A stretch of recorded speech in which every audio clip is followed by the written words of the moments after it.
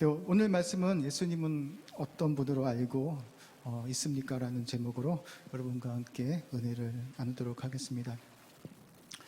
네, 우리가 지난 한 달 동안 매일 성경을 이렇게 묵상을 했습니다. 생각보다 많은 청년들이 함께 해주셔서 너무나 감사를 드립니다. 우리가 지난주에 묵상했던 말씀은 누가복음 8장의 말씀입니다. 8장 말씀에 보면 예수님의 행하신 기적들이 참 많이 나오는 것을 볼 수 있습니다. 제자들이 한밤중에 바다에서 큰 풍랑을 만나자 제자들이 당황해서 예수님을 급하게 깨워서 자신들이 죽게 되었으니 살려달라고 그렇게 예수님을 깨우는 장면을 보게 됩니다. 예수님께서 잠에서 깨어나셔서 어떻게 하셨습니까? 바람과 물결을 꾸짖으셔서 큰 강풍을 잔잔케 하시는 것을 우리가 묵상을 했을 겁니다. 예수님께서 이렇게 큰 풍랑을 잠잠케 하시고 다시 거라사 지방으로 건너가셔서 이번에는 귀신 들린 자를 그렇게 쫓아내시는 장면을 우리가 볼 수 있습니다. 이 사람은 오랜 시간 동안 옷도 입지 않고 무덤가에서 지낸 자였습니다. 이 자가 예수님을 보자 부르짖어서 자신을 살려달라고 이렇게 요청하자 예수님께서 더러운 귀신에게 명하여 나오라라고 선포하시자 귀신들이 그 사람에서 쫓겨나가는 것을 보게 되어집니다. 이 사건 이후는 예수님은 계속해서 기적을 행하시는 것을 볼 수 있습니다.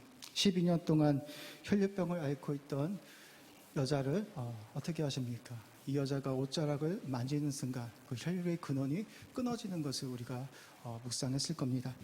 그리고 예수님께서 이 혈류병 여자를 치료해 주시고 이제는 야이로의 집에 가서 죽은 아이를 어떻게 하십니까? 소녀야 일어나라 말씀하시자 이 죽은 아이가 다시 영이 들어와서 다시 살아났더라고 이렇게 우리가 묵상을 했을 겁니다. 도대체 예수님이 어떤 분이시기에 이런 기적들을 행한다라고 여러분들은 생각하셨습니까?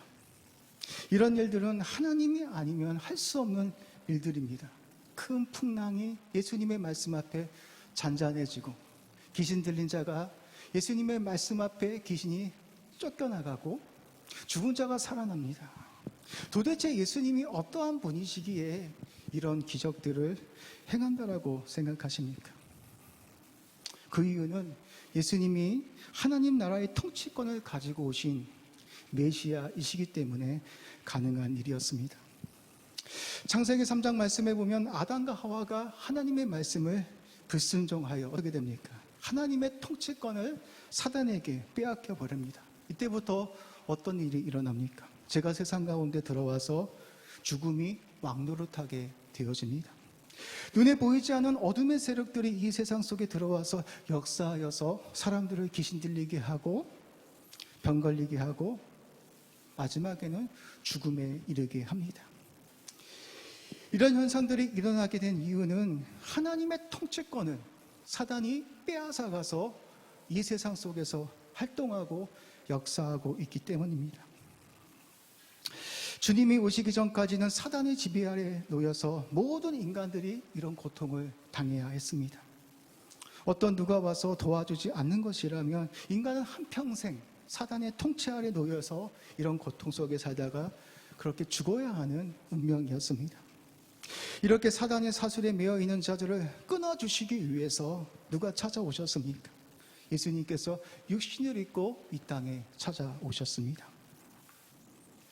예수님이 육신을 입고 이 땅에 오신 그것을 우리는 성육신이라고 합니다. 성육신은 기적 중에 최고의 기적입니다. 하나님이신 예수님이 육신을 입고 이 땅에 오셔서 인간을 구원해 주시고자 이 땅에 찾아오신 것입니다. 여러분, 복음이 무엇입니까? 복음은 영어로 굿뉴스라고 합니다. 기쁜 소식, 복된 소식이 복음이라고 합니다. 마가는 오늘 말씀을 통해서 복음에 대해서 다음과 같이 정의를 합니다. 마가복음 1장 1절 말씀에 보면 마가는 이렇게 말을 합니다. 우리 PPT도 한번 띄워주십시오. 하나님의 아들 예수 그리스도의 복음의 시작이라고 이렇게 말을 합니다. 마가는 하나님의 아들 예수 그리스도가 복음의 시작이라고 그렇게 말하고 있습니다. 이 말은 이제 예수님을 통해서 하나님의 통치가 시작될 것이라는 위대한 선포이기도 합니다. 예수님이 하나님의 통치권을 가지고 와서 이제는 귀신이 쫓겨나고 병든 자들이 나음을 받고 죽은 자들이 죽음에서 해방될 것이라는 위대한 복음의 선포이기도 합니다.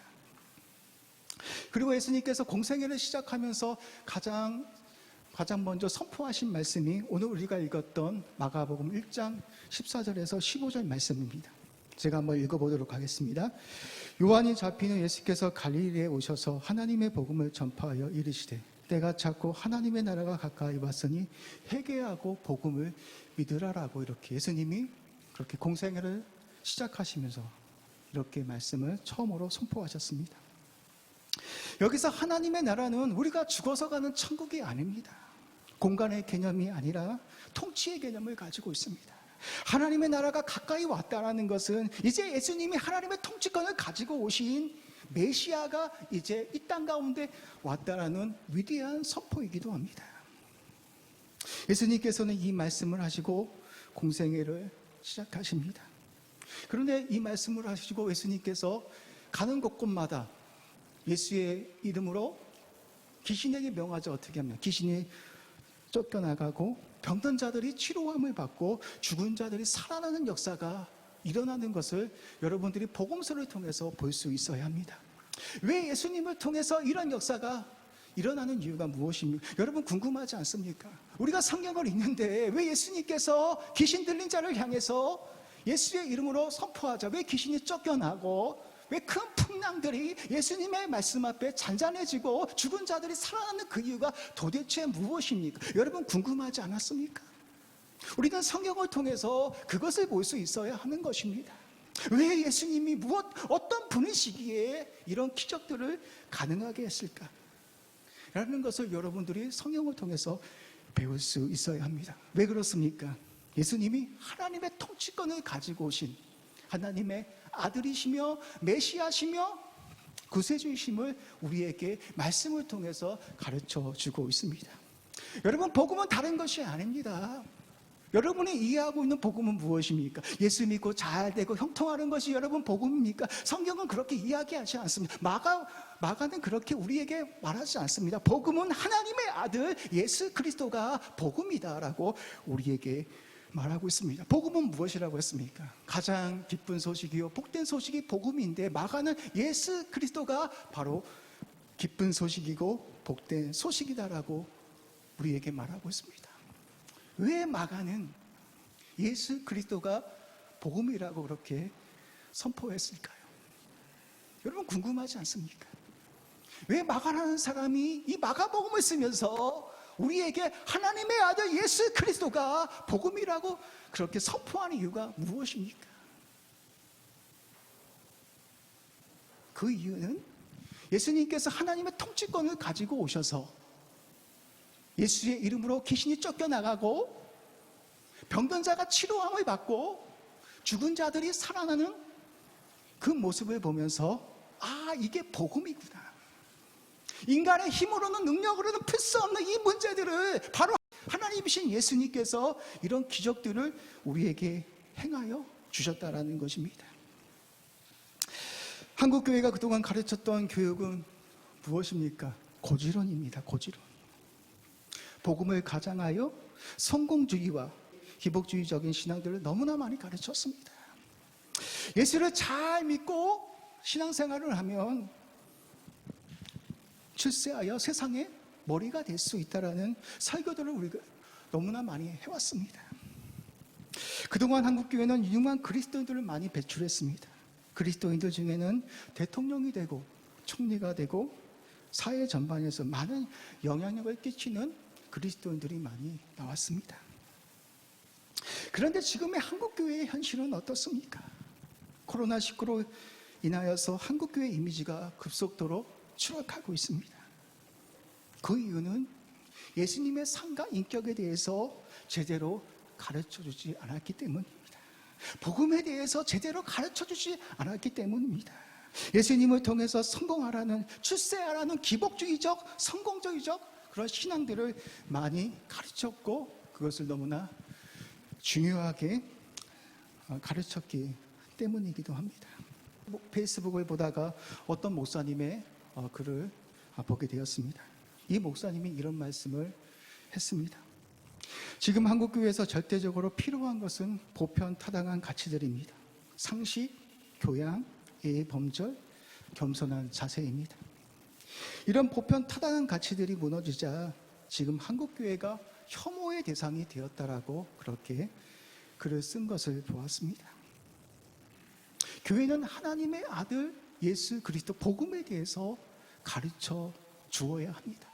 예수님께서 이 땅을 살아가면서 그분의 삶과 인격을 우리가 배우고 삶 속에서 실천을 해야 하는데 그런 것들이 되어지지 않고 오직 예수만 믿으면 우리가 성공하고 모든 것이 잘 될 수 있다라는 그런 고질론적인 그런 교육을 가르쳤기 때문에 한국교회가 이렇게 무너지고 있는지도 모릅니다.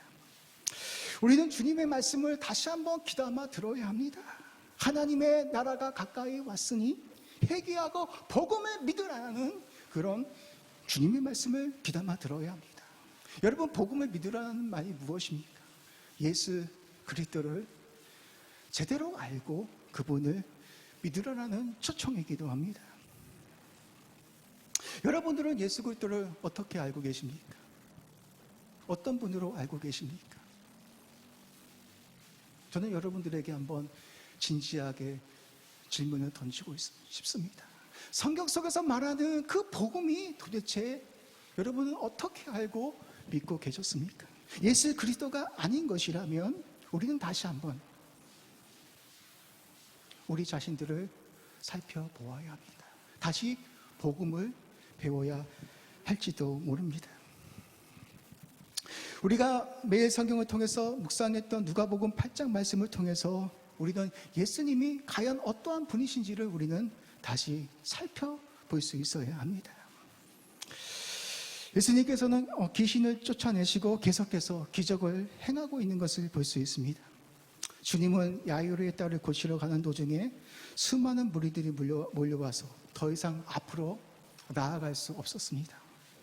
그때 어떠한 사람이 찾아옵니까? 12회 동안 혈류병을 앓고 있던 여자가 예수의 뒤로 와서 예수님의 옷자락을 만지는 순간에 어떠한 일이 일어납니까? 혈류병이 즉시 그치게 되었다라고 말하고 있습니다. 우리 다 같이 누가복음 8장 43절에서 44절 말씀을 한번 읽어보도록 하겠습니다. 우리 한번 같이 읽어보도록 하겠습니다. 시작.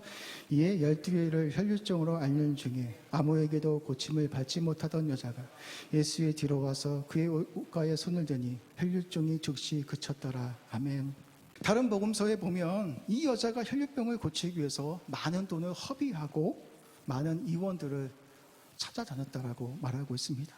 그렇게 많은 돈을 허비하고 치료를 받았지만 이 여인은 병을 고치지 못했습니다. 혈류병은 부정한 병이었습니다. 혈류병을 가지고 있는 사람들은 다른 사람들과 접촉할 수 없는 그런 부정한 병이기도 했습니다.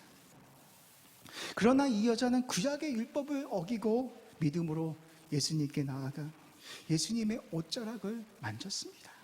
예수님의 옷자락을 만지자 예수님의 능력이 나가 즉시 이 혈병이 즉시 멈추게 되었다라고 말하고 있습니다.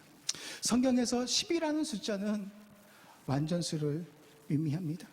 이 여인은 12회 동안 혈병을 앓고 있었습니다. 더 이상 희망이 없는 상태입니다. 그런 절망 속에서 이 여인은 믿음을 가지고 예수님께 나와왔습니다. 예수님께 나와오면 치료를 받을 수 있다는 그 간절한 마음을 가지고 예수님께 찾아와서 무리가 모여있는 사이에 예수님의 옷자락을 만졌습니다. 그런데 어떠한 일이 일어났습니까? 예수님의 능력이 나가서 이 여인의 혈류증이 즉시 끊어졌다라고 말하고 있습니다. 예수님은 이 여인의 믿음을 보시고 혈병을 치료해 주실 뿐만 아니라 이 여인을 딸이라라고 이렇게 불러주시면서 이 여인에게 구원의 선물을 주셨습니다. 여러분, 구원이 무엇입니까? 우리가 예수를 믿고서 죽어서 천국 가는 것이 구원이라고 생각하십니까? 틀린 말은 아니지만 구원이란 말은 더 큰 의미를 가지고 있습니다. 하나님이 우리에게 믿음이라는 선물을 주시면 우리가 예수님을 믿고 예수님을 구주로 영접하게 됩니다. 그렇게 예수님을 영접하게 되어지면 하나님은 우리에게 하나님의 자녀가 되는 권세를 주시겠다라고 약속합니다. 하나님의 자녀가 되면 하나님이 우리의 모든 삶을 통치해 주십니다. 이 땅을 살아가는 동안 여러분의 모든 삶을 하나님이 친히 인도해 주시고 책임져 주실 뿐만 아니라 천국에 들어갈 때까지 여러분의 모든 삶을 인도해 주시는 이 모든 일련의 과정들을 우리는 구원이라고 하는 것입니다. 여러분 생각해 보십시오. 우리가 예수님을 믿고 이 땅에서 잘 살고 우리가 천국에 갈 수 없는 것이라면 그것이 무엇이 필요가 있겠습니까? 그러나 여러분들이 예수님을 믿고 영접하면 하나님의 자녀가 될 뿐만 아니라 하나님께서 천국에 이룰 때까지 여러분의 모든 그런 가정들을 인도해 주시는 것, 이것이 바로 구원의 총체적인 개념이기도 합니다. 12년 동안 앓고 있던 혈류병을 고침받았으니 이 여인이 얼마나 행복하겠습니까? 그러나 주님은 이보다 더 귀한 이 여인의 회복보다 더 비교할 수 없는 구원의 선물을 주셨습니다. 여러분들은 어떻습니까? 하나님이 주신 이 구원의 선물들을 여러분들은 어떻게 생각하고 있습니까? 많은 사람들이 하나님이 주신 구원의 선물을 값싼 은혜로 여기며 살아가고 있습니다. 하나님이 주신 구원보다는 이 땅에서 성공하고 출세하는 것을 더 귀하게 여기고 있습니다. 저는 여기 있는 모든 청년들이 하나님께서 여러분을 자녀 삼아 주시고 예수님을 믿어서 구원의 선물을 주신 이 은혜들을 가장 귀하게 여길 수 있는 주님의 청년들이 되시기를 주의 이름으로 축복합니다. 주님께서 12년 동안 혈류병을 앓고 있던 이 여인을 치료해 주시는 동안 야이로의 하인들이 찾아와서 이런 말을 합니다. 야이로의 딸이 죽었다라는 말을 그렇게 전해줍니다. 야이로의 딸이 죽었다는 말에 주님은 어떻게 말씀합니까? 두려워하지 말고 믿기만 하라라고 그렇게 말씀하시면서 야이로의 집으로 예수님께서 향합니다. 예수님께서 야이로의 집에 도착하자 사람들이 울며 통곡하고 있습니다. 그런데 예수님께서 어떻게 말씀하십니까? 이 아이가 죽은 것이 아니라 잔다라고 그렇게 말씀하시자 그곳에 모여있던 모든 사람들이 예수님의 말씀에 비웃었다라고 그렇게 말하고 있습니다. 그렇습니다. 인간이 죽어 있는데 예수님께서 잔다라고 말씀하시니 얼마나 어이가 없겠습니까? 그런데 예수님께서 어떻게 말씀하십니까? 그 비웃음 속에서 예수님께서 이 아이를 향해서 이렇게 말씀하고 있습니다. 아이야 일어나라. 달리다금 이렇게 선포하시자 죽었던 아이가 다시 영이 돌아와서 살아나게 됐다라고 말씀하고 있습니다. 왜 예수님의 말씀에 이러한 기적들이 일어나고 있습니까? 우린 여기서 여러분 스스로에게 한번 질문할 수 있어야 합니다. 너무나 중요합니다. 예수님이 도대체 어떠한 분이시기에 이런 기적들을 행하셨을까? 여러분들은 여태까지 예수님을 어떻게 믿어오셨습니까?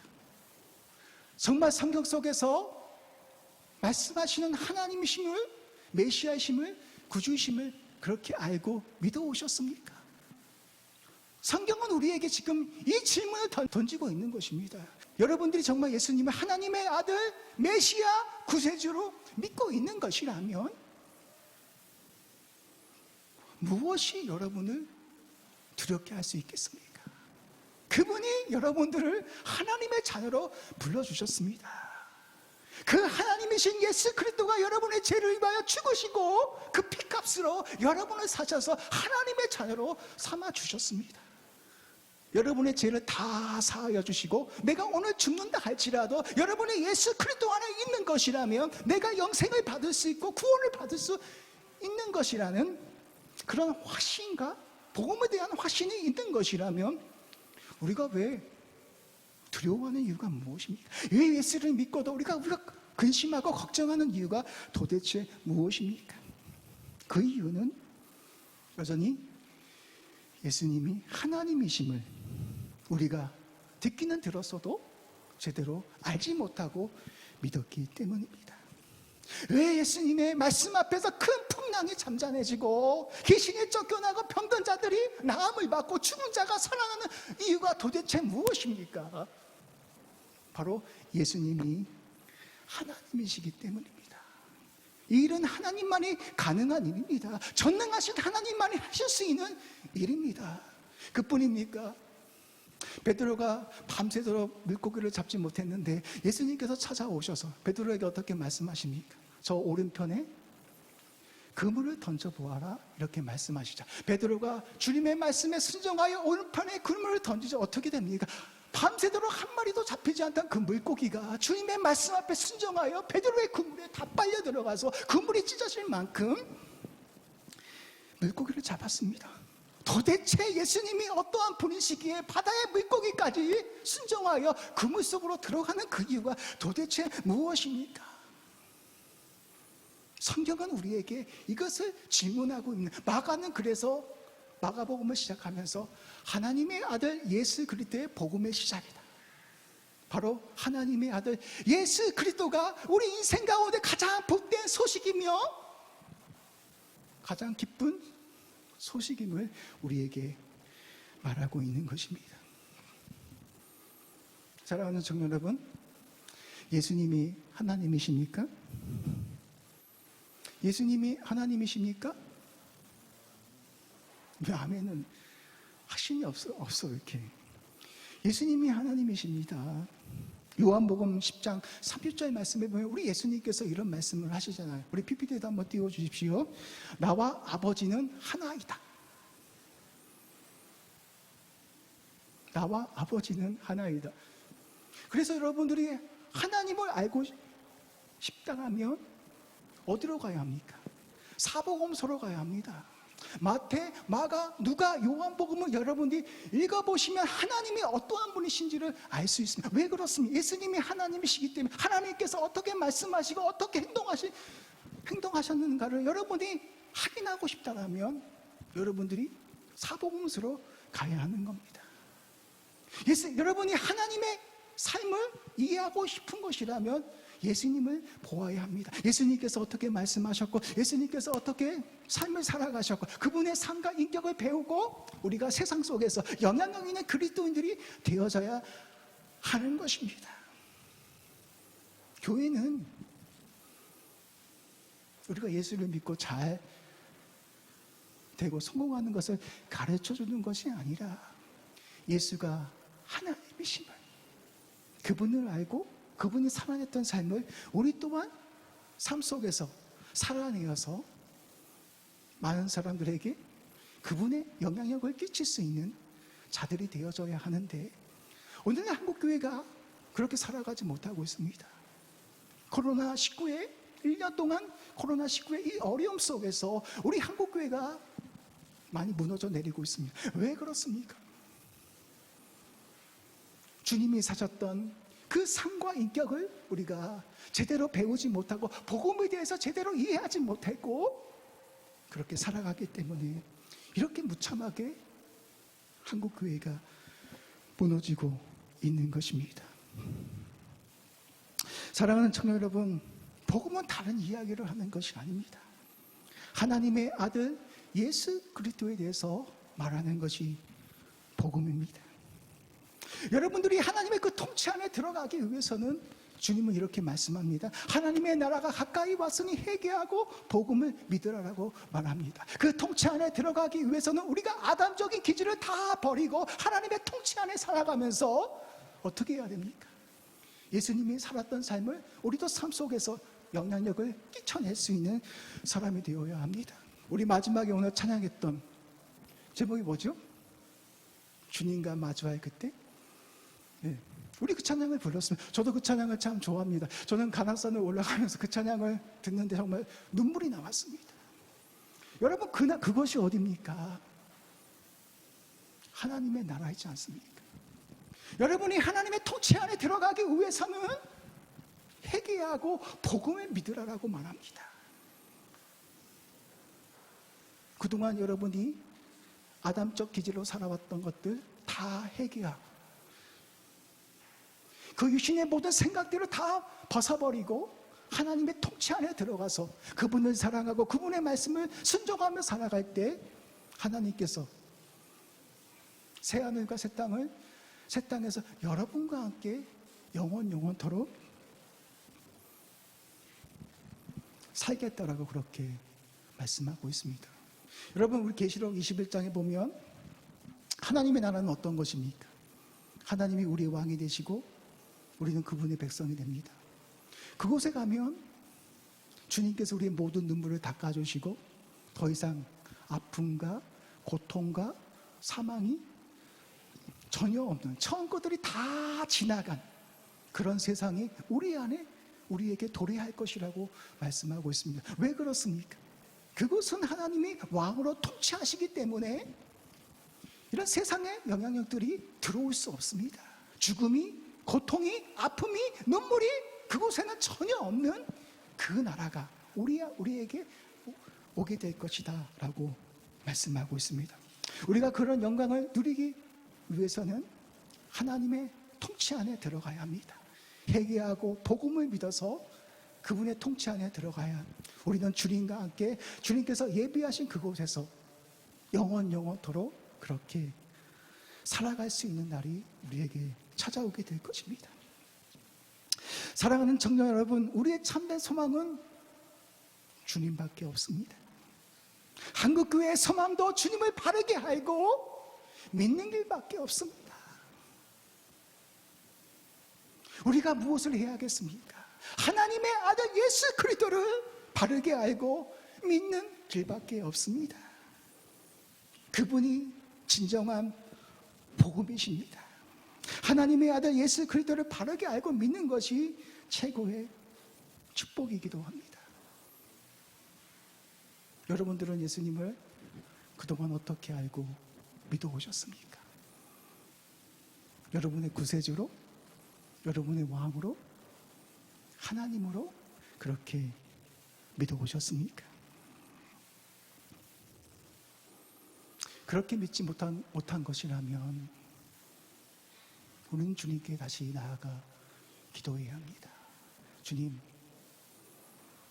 제가 주님을 바르게 알고 믿을 수 있도록 은혜를 베풀어 주시옵소서. 나의 삶이 주님의 삶이 되게 하시고 나의 인격이 주님의 인격이 되게 하여 주셔서 내가 세상 속에서 주님이 사셨던 그 삶을 살아낼 수 있도록 은혜를 베풀어 달라고 그렇게 기도하는 자들이 되어져야 합니다. 저는 2021년을 시작하면서 여기 있는 모든 산성교회 우리 청년들이 예수님을 바르게 믿고 알 수 있는 그런 청년들이 되시기를 주님의 이름으로 축복합니다. 예수님만이 여러분의 왕이시며 메시아시며 하나님이시며 구주이심을 그렇게 믿고 선포할 수 있는 그런 청년들이 되시기를 주님의 이름으로 축복합니다. 우리 잠깐 기도하겠는데요. 우리 한번 말씀을 기억하면서 우리 한번 기도할 수 있었으면 좋겠습니다. 하나님, 제가 오랜 시간 동안 교회를 다닌 것 같고 어느 누구보다 신앙생활을 잘해온 것 같은데 내가 그동안 믿어왔던 예수님은 어떠한 분이셨습니까? 단지 예수님을 나의 성공의 도구로 이 세상을 살아가는데 내가 성공하고 출세하는 분으로 그렇게 섬기고 믿어왔지는 않았는지 제 자신을 뒤돌아봅니다. 주님은 나의 하나님이 되십니다.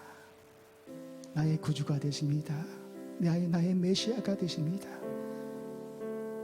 나의 죄를 위하여 이 땅에 찾아와 주셔서 십자가에 오르셔서 물과 보혈의 피를 흘려주셔서 나를 하나님의 자녀로 삼아주신 나의 주님이시기도 합니다. 그런 주님이 내 안에 계신데 내가 여전히 근심 속에서, 두려움 속에서, 걱정 속에서 살아가고 있는 것은 아닌지 주님, 제 자신을 뒤돌아봅니다. 주님, 제 안에 근심과 두려움과 걱정들이 있는 것이라면 주님 저를 도와주시고 주님 저를 긍휼히 여겨주셔서 내가 마음 깊은 곳에서 주님의 이름을 부르며 주님, 제가 여기 있사오니, 제가 여기 왔사오니 주님을 부를 때에 저를 찾아와 주셔서 저를 위로하여 주셔서 내가 다시 일어설 수 있도록 하나님께서 주신 능력으로 내가 다시 회복되어질 수 있도록 은혜를 베풀어 주시옵소서. 마음속에 찾아왔던 수많은 근심과 어려움들이 이 시간 마음 깊은 곳에서 내가 예수님의 이름을 부르며 기도하며 나아갈 때 아버지, 마음의 무거움들이 성령의 능력을 통하여서 메어져 있던 모든 것들이 성령의 능력을 통해서 다 풀어져 버릴 수 있도록, 그래서 주님께서 주시는 자유함으로 내가 살아갈 수 있도록 은혜를 부어달라고 이 시간 우리 말씀을 기억하시면서 하나님, 나를 긍휼히 여겨 주시옵소서, 회복시켜달라고 이 시간 우리 전심으로 살아계신 하나님을 향해서 기도하도록 하겠습니다. 기도하겠습니다. 주님 감사합니다. 12해 동안 혈류병을 앓아서 고치지 못하여 주님께 찾아왔던 이 혈병의 여인처럼 간절함으로 주님께 나아가기를 원합니다.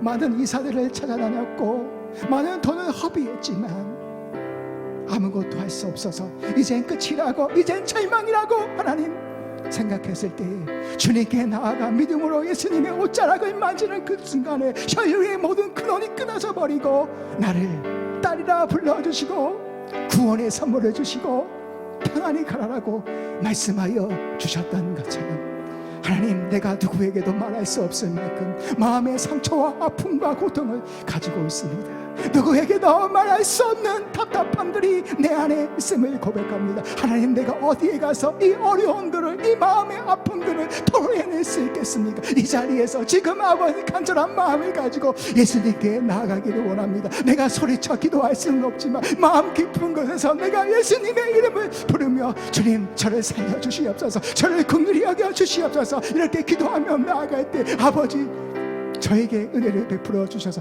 다시 일어설 수 있도록, 다시 소생할 수 있도록, 다시 성령의 능력을 통하여서 내가 일어설 수 있도록 아버지 회복시켜 주시기를 원합니다.